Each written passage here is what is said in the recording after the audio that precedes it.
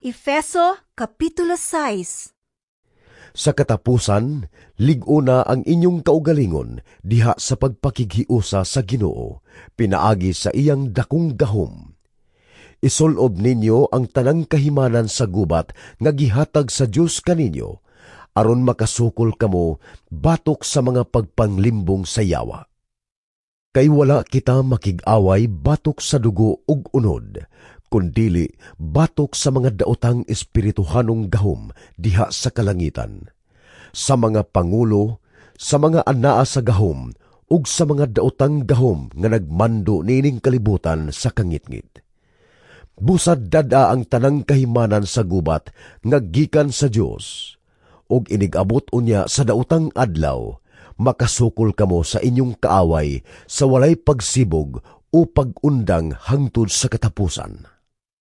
Busa pangandam kamo, gamita ang kamatuuran ingon nga bakos, ang pagkamatarong ingon nga salipod sa inyong dughan, ug ang kadasig sa pagsangyaw sa maayong balita, sa pakigdait ingon nga inyong sapatos.